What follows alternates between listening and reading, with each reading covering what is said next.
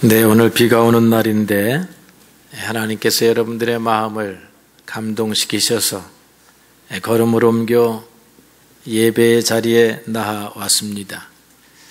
여러분들이 예배의 자리에 나왔다라고 하는 것을 보면서 하나님은 과연 살아계신다, 저는 그렇게 믿습니다. 우리의 게으른 신앙 가지고 이렇게 주일마다 주님 앞에 나온다고 하는 것, 그거 쉬운 일이 아닌 것입니다. 여러분들의 수고도 있겠지만 주님께서 여러분들의 마음을 날마다 강건하게 붙들어 주시는 은혜라, 그렇게 믿습니다.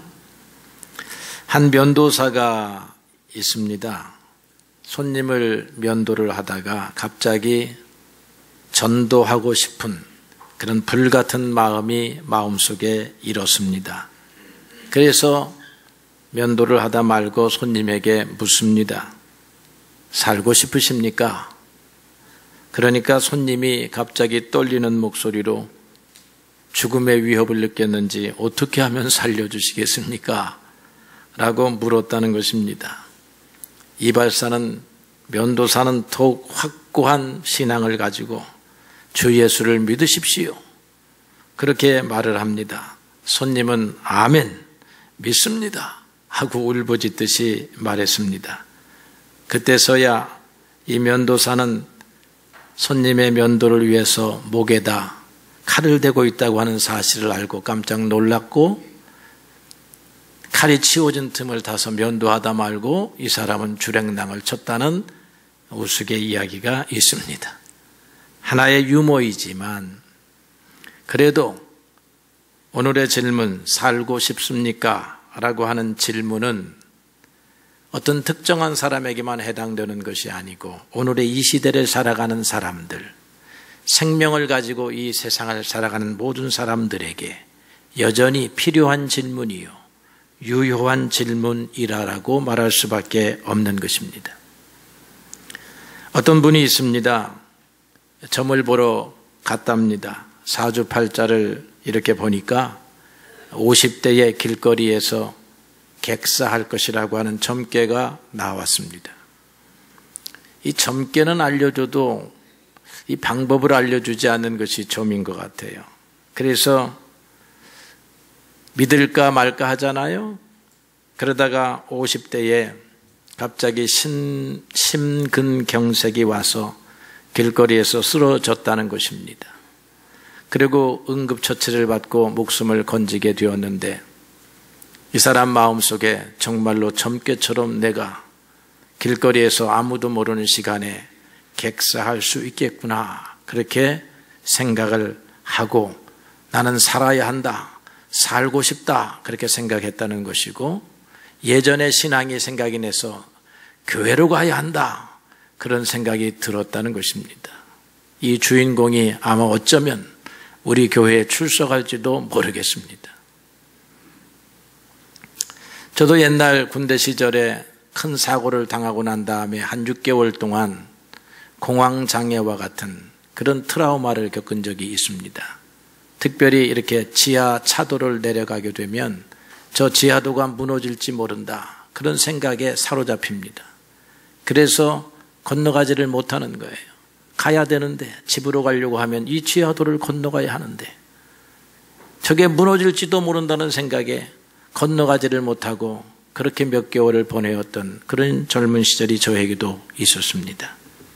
그때 살고 싶다, 살아야 한다, 이 질병에서 벗어나고 싶다 하는 간절한 욕망을 가지지 아니할 사람이 어디 있겠습니까?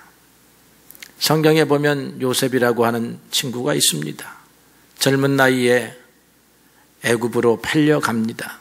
손가락이 묶이고 발은 신발이 벗기운 채로 맨발로 밧줄에 묶인 채로 낙타에 묶여서 끌려갑니다. 그는 얼마나 살고 싶었겠습니까? 그리고는 노예시장에서 보디발의 집으로 팔려갑니다. 예전에 대우받던 막내 아들의 신분을 잃어버리게 되고, 그리고 날마다 목숨이 위태로운 그런 삶을 살아갈 때에 그는 하나님 앞에 기도했습니다. 하나님, 살려주십시오.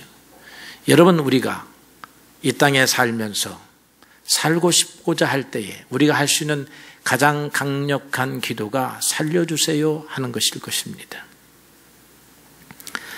오늘 예수님은 길을 잃은 양에 대한 이야기를 꺼내셨습니다. 그것은 세리들과 죄인들과 식사를 하시는데 그 자리에서 바리새인들이 수근거리면서 저 사람은 하나님을 위하여 왔다 하면서 어찌 저렇게 죄인들하고 어울리는가 하고 비난을 했기 때문입니다. 비유에 의하면 양 한 마리가 보이지 않자 주인은 벌떡 일어나서 양을 찾으러 나갑니다. 길을 잃고 죽어가던 이 양을 주인이 찾아서 너무나 기쁜 나머지 마을 사람들을 초청해서 큰 잔치를 벌이며 즐기게 되었다 하는 그런 내용입니다. 목자의 심정을 담은 이 이야기를 바리새인도 듣고 유대인들도 들으면서 그렇지, 양을 잃어버리면 찾으러 가야지, 찾아서 그것을 발견했으니 얼마나 기쁘겠는가 하고 이제 공감을 표할 즈음에 예수님께서는 이 비유의 본래의 의도를 드러내셨습니다. 바리새인들이 멸시하는 세리와 죄인들은 잃은 양이고 예수님은 주인으로서 그들을 찾아 나섰다라고 하는 것입니다. 물론 죄인을 경멸하는 바리새인들에게는 또 죄인을 경멸하는 우리에게는 그들이 하나님의 잃어버린 양이다라고 생각한다고 하는 사실이 어려울 수 있고 이해가 불가능할 수도 있습니다. 그러나 오늘 예수님을 구주로 믿는 우리들에게는 우리의 생각과 사고를 전환하라고 하는 주님의 요청을 받는 진리일 수밖에 없습니다. 즉 우리들이 싫어하는, 혐오하는, 만나기 싫은 그런 죄인들은 길을 잃은 하나님의 양들이라고 하는 것입니다. 버림받아야 할 세력이 아니라 길을 잃은 하나님의 어린 양, 결국은 찾아져야 하는 그런 백성들이라고 하는 사실을 우리가 배우게 되는 것입니다. 또 이 비유는 우리가 주목해야만 하는 또 다른 진리로 우리를 안내합니다. 그것은 길 잃은 양은 주인이 찾으러 나설 때에만 살 수 있다라고 하는 사실입니다. 길을 잃은 양은 자기의 집으로 돌아올 능력이 없습니다. 주인이 어깨에 메고 온 것을 보니까 다리가 다친 것 같습니다. 산빛 아래서 미끄러졌던지 아니면 수풀 속을 헤매다가 덩굴에 발목이 칭칭 감겨서 빼내려고 하지만 빼내려고 하시면 더 심하게 옥죄는 그런 상태가 된 것 같습니다. 그러다가 이제 밤이 올 것입니다. 밤이 오면 이리의 밥이 되고 마는 것입니다. 죽음을 기다리는 절박한 상황에 처한 이 어린 양은 오직 주인이 찾으러 올 때에만 살아날 수 있는 것입니다. 이 죽음의 환경에 처한 이 어린 양은 죄된 세상에서 날마다 죽음의 환경을 겪어가고 있는 우리들의 형편을 시사하고 있는 것이라 그렇게 믿습니다. 그래서 오늘 예수님께서 하시고자 하는 참된 비유의 뜻은 주인을 기다리라 하는 말입니다. 시편 130편 6절에 보게 되면 파수꾼이 아침을 기다리는 모습이 그려져 있습니다. 파수꾼이 아침을 기다림보다 나는 내 영혼이 주를 더욱 기다리나니 참으로 파수꾼이 아침을 기다림보다 더하도다. 파수꾼은 밤을 새워 경계를 쓰는 보초이기 때문에 그의 무거운 직무는 아침이 와야 벗겨지는 것입니다. 아침이 오면 나는 이 보초의 의무에서 벗어날 수 있구나. 어서 아침이 왔으면 좋겠다. 어서 아침이 와서 안락한 내 집으로 돌아가서 편안한 잠자리에 맛있는 식사를 하고 싶구나 하는 간절함인 어떤 파수꾼이나 있는 것입니다. 그래서 아침을 기다리는 거예요. 그런데 파수꾼이 아침을 기다리는 것보다 더 기다려야 하는 것이 하나님을 기다린다라고 하는 것입니다. 하나님이 와야만, 하나님이 손길을 내밀어야만 내 영혼은 살아날 수 있다라고 하는 것입니다. 그래야 사는 것입니다. 여러분, 그래서 주님을 기다리는 사람들이 되어야 하는 것입니다. 주님 없이는 살 수 없는 길 잃은 어린 양과 같은 신세가 우리라고 하는 사실을 성경을 통하여 우리가 날마다 배우게 됩니다. 이 주인은 양 한 마리가 없어졌다라고 하는 사실을 알게 되고, 그래서 약간 고민은 하지요. 이 99마리의 양은 어떻게 하고 그 한 마리의 양을 찾으러 나설 것인가 생각하지만, 오늘 성경을 보니까요, 주인의 행동은 단호했습니다. 주저하지 아니했습니다. 나머지 양들을 들판에 그대로 놔두었다라고 4절에 말하고 있고, 이 길 잃은 한 마리의 양을 찾으러 나가는데 4절 하반절에 보게 되니까 찾아낼 때까지 찾아다녔다라고 말하고 있습니다. 아마 당시의 목동들도 그런 자세였던 것 같습니다. 성경에서 보니까 다윗은 양 한 마리를 위하여 어린 양 하나를 물고 가는, 새끼를 물고 가는 사자나 곰을 쫓아가서 싸워가지고 결코 그 양 한 마리를 빼앗기지 않는 그런 경험을 고백하고 있습니다. 양을 구하기 위하여 목숨을 거는 목동의 자세는 사꾼 목동이 아니라 선한 목자의 자세인 것입니다. 예수님은 요한복음 10장에서 사꾼은 목자가 아니요 양도 제 양이 아니기 때문에 이리가 오는 것을 보면 양을 버리고 달아나느니라, 달아나는 것은 그가 사꾼인 까닭이기 때문이다라고 말씀하셨고, 예수님은 나는 선한 목자라, 나는 양을 위하여 목숨을 버리노라, 그렇게 말씀하십니다.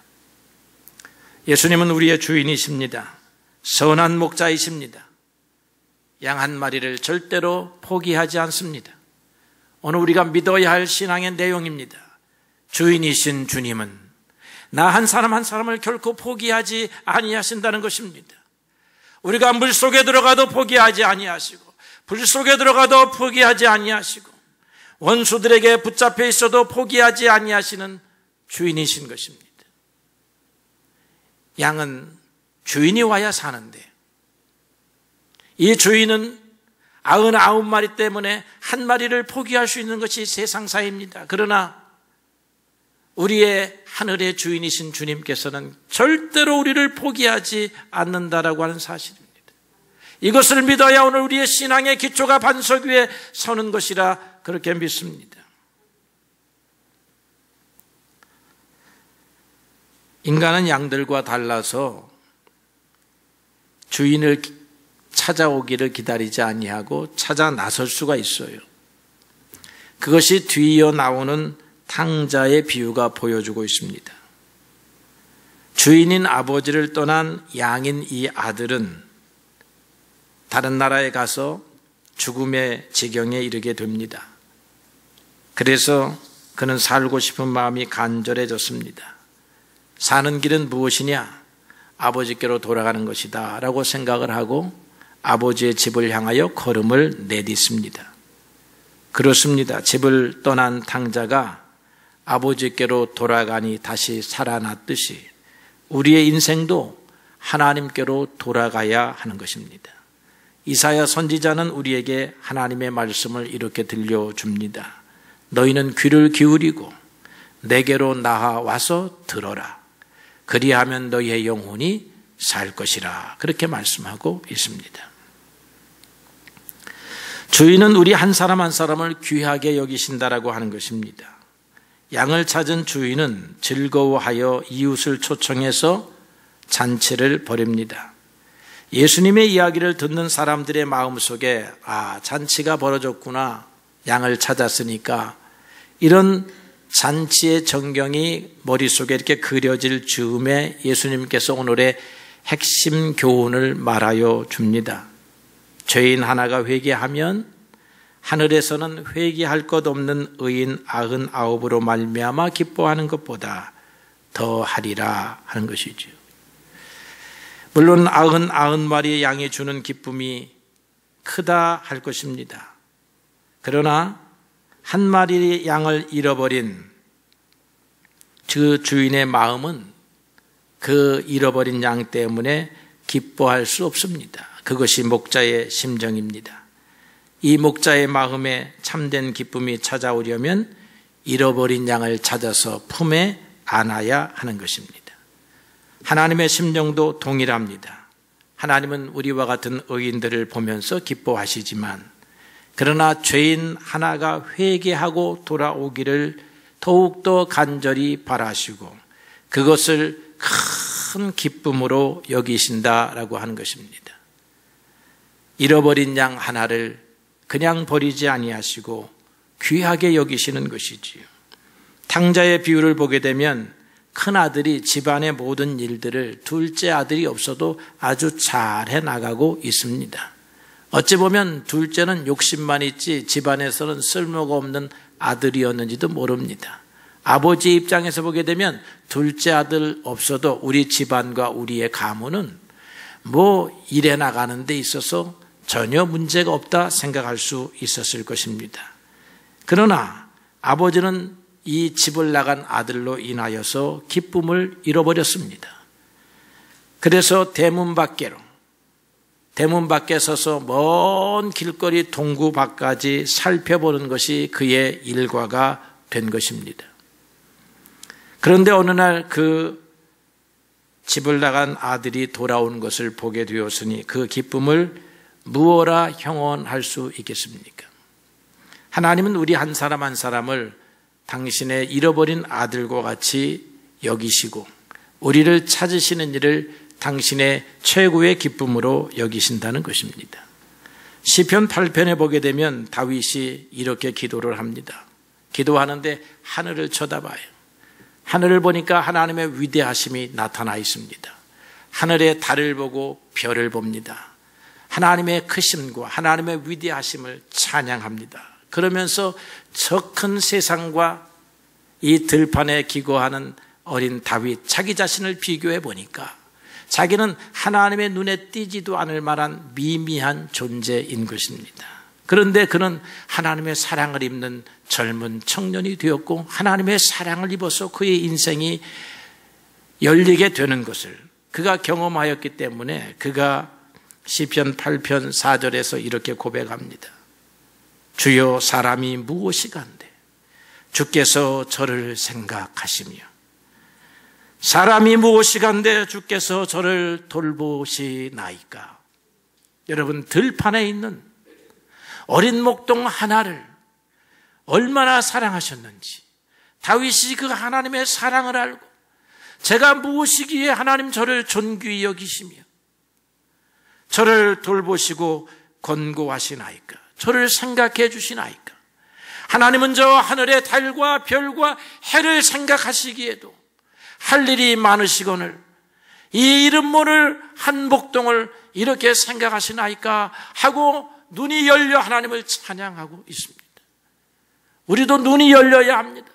하나님이 우리 한 사람 한 사람 나 한 사람을 얼마나 사랑하시는지 나와 얼마나 교제하고 싶어 하시는지를 여러분들이 기억해야 하는 것입니다. 많은 사람들을 신방하게 됩니다. 신방하면 목회자가 가르쳐 주는 것은 기도하라. 하나님의 살아계심과 하나님의 도우심을 가르쳐 줍니다.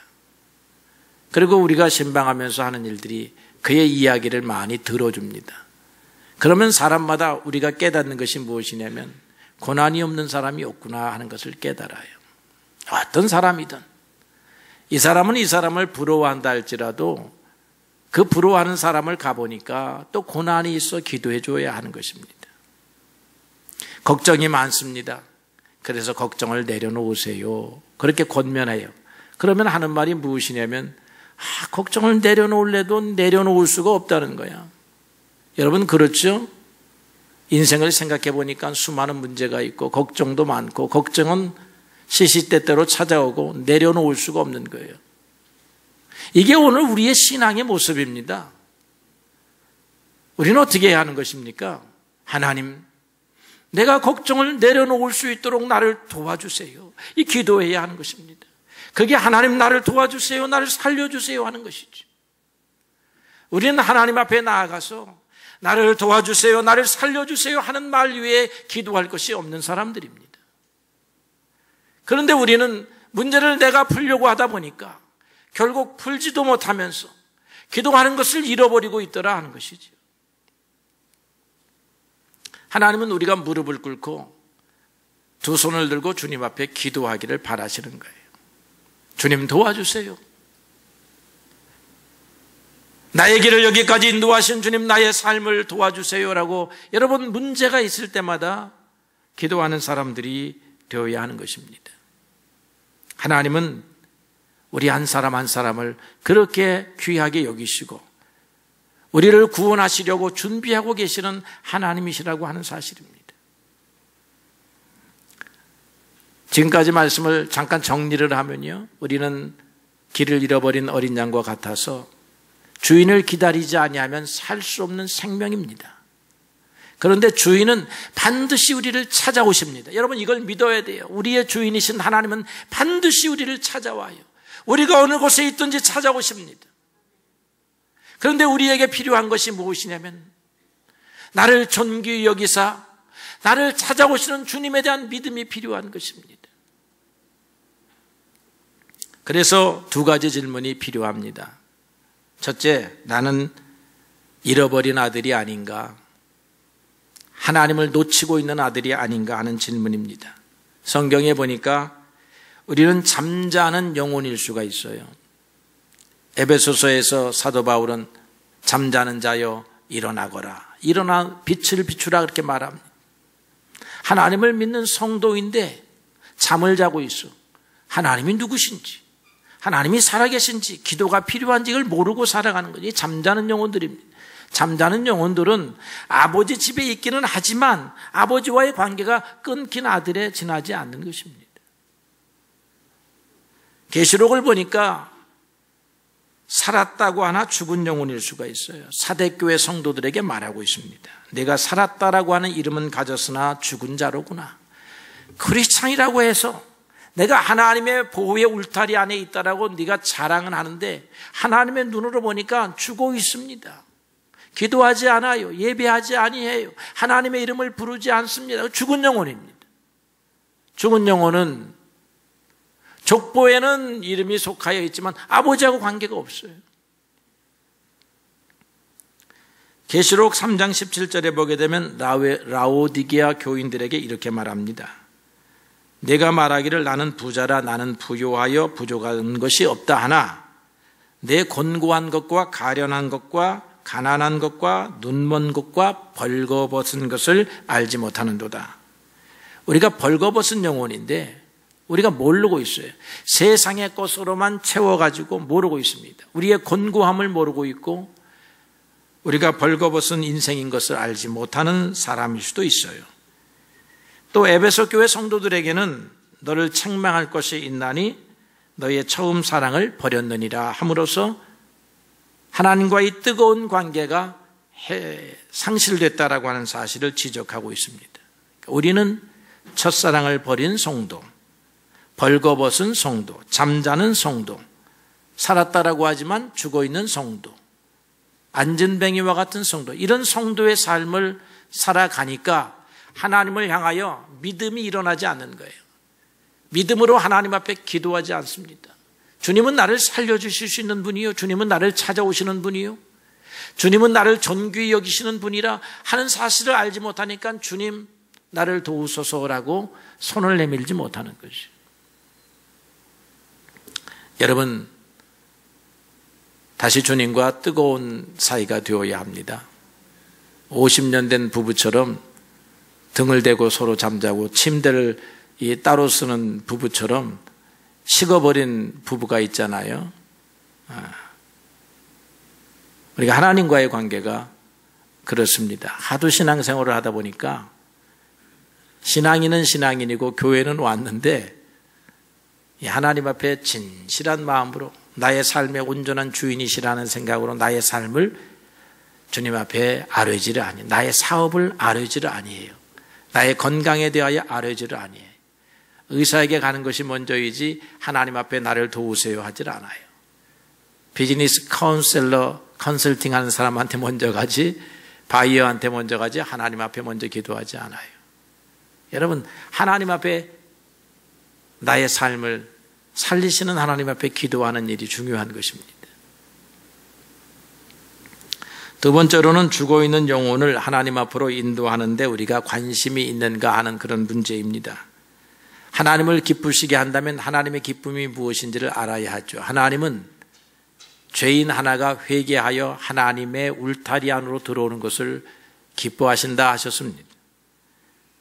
그래서 나만 의인으로 믿음의 사람으로 사는 것만 족하지 않습니다. 내 주위에, 그렇다고 해서 우리가 먼 나라에 가고 방화동에 살면서 저 강남에 가서 전도하라고 하는 말이 아니고 복음을 전하는 말이 아닙니다. 내가 맨날 만나는 사람들, 내 육신적으로 친밀한 관계를 맺는 사람들, 이런 사람들이 있다라고 하면 이 잃어버린 영혼들을 도와서 하나님 앞으로 인도하는 일에 힘을 써야 하는 것입니다. 이것도 우리가 기도해야 할 문제예요. 전도하라 그러면 어떻게 전도합니까? 그렇게 말합니다. 하나님의 살아계심을 알면, 하나님의 능력을 알면 잃어버린 어린 양을 예수의 이름으로 가서 도와줄 수가 있어요. 그의 손을 붙잡고 기도하는 것입니다. 기도를 하면 하나님이 그의 마음을 움직이게 하시고 감동시키시는 것입니다. 그러니까 우리는 못해요. 여러분들이 고백하는 것처럼 우리는 못해. 주님, 할 수 있는 능력을 주옵소서. 할 수 있는 기회를 주옵소서. 저 사람 지금 기도해야 하는데 하는 마음이 들어왔으면 그의 손을 붙잡고 허그를 하면서 기도하자 하고 기도를 어눌하지만 한두 마디 기도해 주는 것입니다. 그때 하나님이 역사하는 것입니다. 내가 매일 만나는 사람들, 매일 만나고 부딪히는 친밀한 육신적 관계에 있는 사람들을 찾아가서 주님의 이름으로 기도해 주는 거예요. 그러면 주님이 그를 살리십니다. 나도 살아야 되겠고 내 이웃도 살아야 되겠습니다. 우리는 다 죽음의 환경에 직면해 있는 사람들입니다.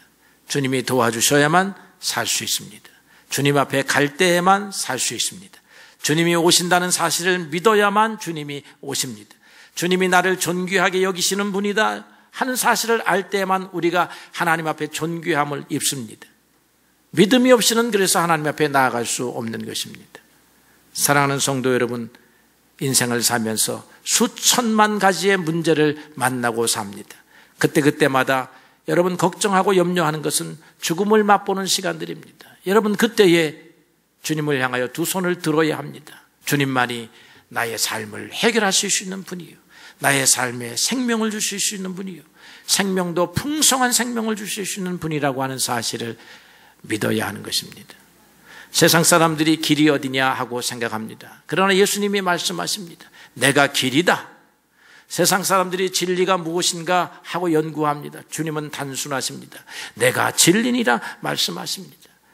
많은 생명과학자들이 연구합니다. 생명의 현상은 어떤 것인가 연구할 때 주님의 말씀은 단순합니다. 내가 생명이니라. 여러분, 주님 앞에 가면 길을 찾을 수 있고, 주님 앞에 가면 진리가 열리고, 주님 앞에 가면 생명이 풍성해지는 것입니다. 생명이 풍성한 사람은 걱정하지 않습니다. 염려하지 않습니다. 두려워하지 않습니다. 생명이 풍성하기 때문에 그래요. 이 생명의 풍성함은 어디서 오느냐?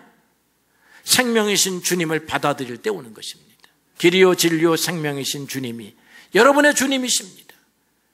이 주님과 동행하시는 시온교회 성도들이 되시기를 예수의 이름으로 축복합니다.